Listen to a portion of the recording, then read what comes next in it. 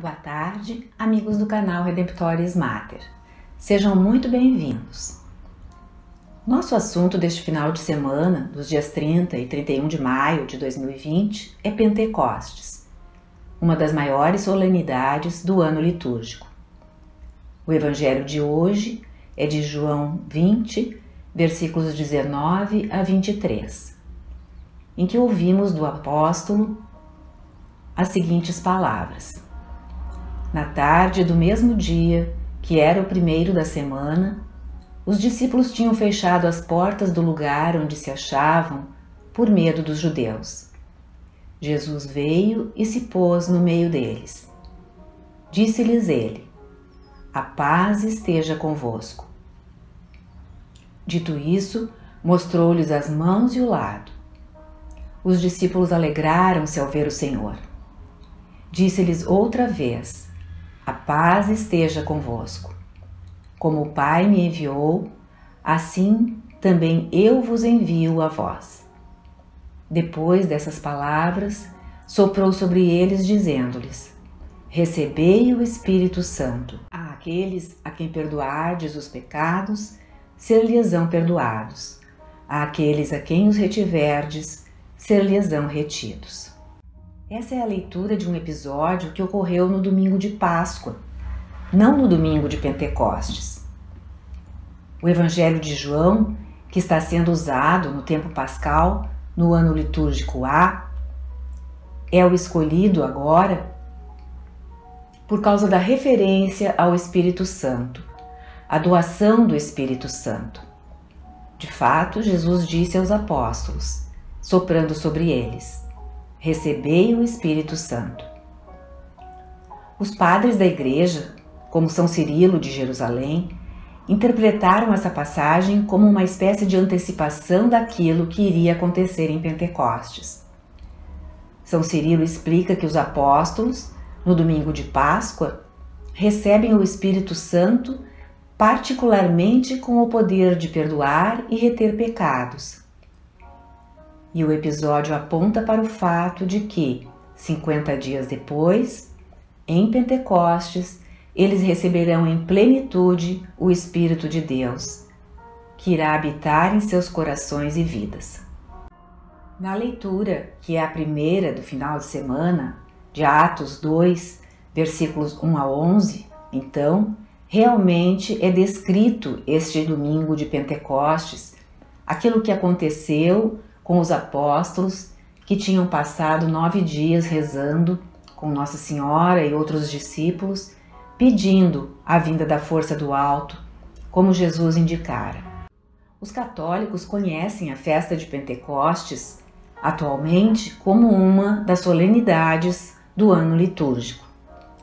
Mas na perspectiva de um israelita do primeiro século, Pentecostes era um dia de festa judaica, que recaía justamente no 50º dia após a oferta de um feixe de cereais na Páscoa.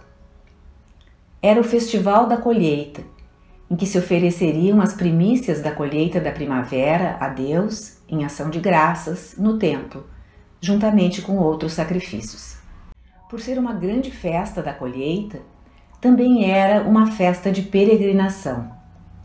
Era uma das 3 ocasiões no ano em que, segundo o livro do Deuteronômio, capítulo 16, todo homem adulto deveria peregrinar a Jerusalém. Na tradição judaica, uma festa era sinônimo de lembrança. Então, na tradição judaica, a Páscoa celebrava a libertação de Israel do Egito, naquela noite em que o anjo da morte iria passar e não chegar às casas dos israelitas. E Pentecostes, 50 dias depois, celebrava a chegada dos israelitas ao Monte Sinai, no deserto, e a descida de Deus no monte, dando a Moisés e aos hebreus a Torá, os 10 mandamentos, as 2 tábuas da lei, conforme relata o livro do Êxodo, capítulos 19 e 20. Por que será que o Espírito Santo desce sobre eles em línguas como fogo? Já vimos o Espírito Santo descer em outras formas, em outros momentos, como no batismo de Jesus, sob a forma de uma pomba? Qual é o significado das línguas de fogo? Êxodo 19 descreve Deus descendo sobre o monte Sinai para dar a lei aos israelitas. No versículo 18, narra que Moisés levou o povo para fora do acampamento ao encontro de Deus e todos pararam ao pé do monte. Todo o monte Sinai fumegava, porque o Senhor tinha descido sobre ele no meio de chamas. O fogo que subia do monte era como a fumaça de uma fornalha e toda a montanha tremia com violência. Podemos então traçar um paralelo. Assim como no Antigo Testamento o Senhor desceu do céu sobre Israel em forma de fogo para dar-lhes a antiga lei, agora, no Novo Testamento, em Pentecostes, o Espírito desce sobre os apóstolos em línguas como que de fogo. Não para dar-lhes a antiga lei, que estava escrita em tábuas de pedra, mas para dar-lhes a nova lei que está escrita nas tábuas de seus corações. Deus põe sua lei neles através da habitação do Espírito Santo. Portanto, Pentecostes é como um novo Monte Sinai. E a passagem também nos revela que o Espírito Santo é divino. Essa passagem mostra a divindade do Espírito Santo porque no Antigo Testamento era o Senhor Javé que descia sobre o Monte Sinai em fogo. Portanto, esta é a grande vinda do Espírito Santo que Jesus prometeu aos discípulos quando dizia que, se fosse embora, enviaria a força do alto para eles. Enviaria o Paráclito, o advogado, que viria morar com eles e neles de uma maneira nova e radical. Isso aconteceu com a vinda do Espírito Santo em Pentecostes. E qual é o resultado da descida do Espírito Santo? O que significa esse milagre de os apóstolos estarem falando em línguas? O milagre de falar em línguas não é mencionado apenas no livro dos Atos dos Apóstolos, mas também na primeira carta de São Paulo aos Coríntios, nos capítulos 12 a 14. Vários elementos podem ser destacados para responder a essa pergunta. Primeiro, o que temos aqui é que os discípulos de Jesus, que eram galileus, estão falando a sua língua, provavelmente o aramaico, mas as pessoas os ouvem nas suas línguas nativas, sejam elas da Pérsia, da Mídia, da Capadócia, da Ásia ou do Egito. Eles estão ouvindo os apóstolos em seu próprio idioma. Isso é algum tipo de dom milagroso. O Espírito Santo agora permitiu que os apóstolos falassem sobre as maravilhas de Deus, ou seja, tudo aquilo que Deus fez e realizou, e permitiu que o público que ouvia os entendesse em sua língua nativa. Este é o começo de o Evangelho estar sendo levado a todos os confins da terra. As boas novas da nova aliança não são apenas para Israel, mas para Israel e para todas as nações do mundo.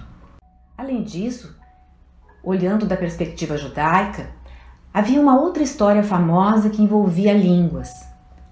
A história da Torre de Babel, contada no livro do Gênesis. Lá, disse que toda a terra tinha uma só língua, e os seres humanos se reuniram propondo-se a fazer um nome para eles, construir uma torre e que seu topo chegasse aos céus. Com isso, expressando o seu orgulho e o seu desejo não de glorificar a Deus, mas de glorificar a humanidade, glorificar a si mesmos.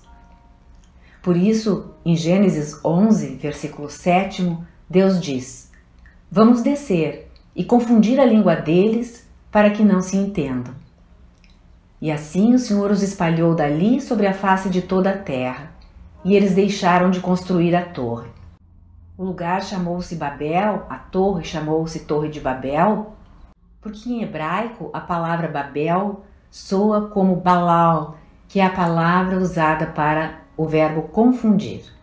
Ainda diante da perspectiva judaica, e lembremos que todos os apóstolos eram cristãos judeus e conheciam bem as Escrituras, o Pentecostes é a inversão da Torre de Babel. É o fim do pecado de Babel. Assim como os seres humanos, em seu orgulho, procuravam unir-se por seu próprio poder, Deus agora lhes mostra que após a divisão de Babel, a única maneira de o mundo realmente se unir não é através do esforço e do orgulho e do poder humanos, mas através do poder do Espírito Santo. Deus, em Gênesis 11, multiplica as línguas para que a linguagem se torne uma barreira ao desejo que aqueles homens tinham de se unirem pelo puro poder político. Porque uma língua diferente era uma barreira, era um impedimento. Quem já viajou para outros países desconhecendo o idioma deles e sem os aplicativos de tradução que nós temos hoje, rapidamente descobre como a língua pode ser uma barreira. Em Pentecostes, essas barreiras estão sendo superadas, não por meios humanos, mas por meios divinos, pelo poder do Espírito Santo que agora chegou e veio habitar a igreja. O Salmo 104, Salmo responsorial deste final de semana, tem por refrão: Senhor, enviai o vosso Espírito e renovai a face da terra, que vem do versículo 30.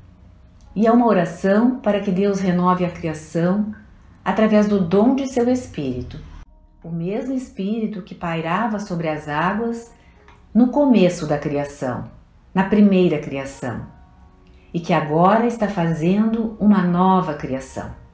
Na primeira carta aos Coríntios, capítulo 12, versículos 3 a 7, Paulo refere os diversos carismas, e carisma é a palavra grega que significa presente.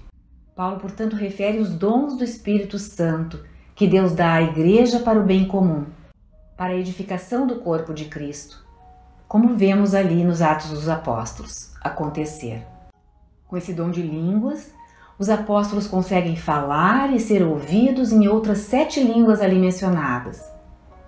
Não para mostrar seus poderes por sensacionalismo ou exibição.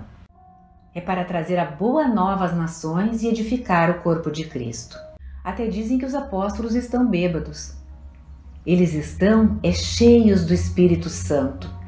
E agora eles têm esse poder para falar o Evangelho em outras línguas. O Catecismo da Igreja Católica destaca bem a conexão entre Pentecostes e Páscoa. Aliás, a solenidade de Pentecostes encerra o tempo da Páscoa, no ano litúrgico.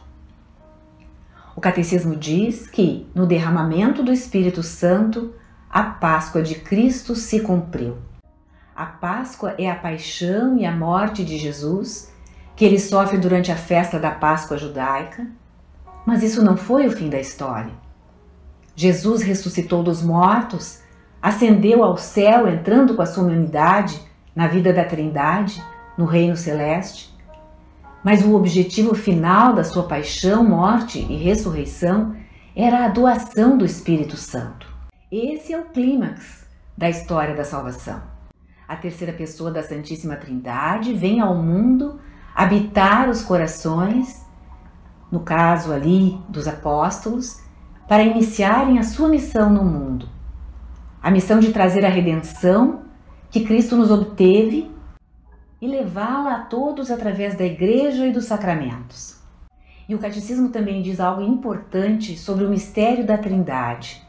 Diz que no Pentecostes aconteceu algo sem precedentes. A Santíssima Trindade foi totalmente revelada.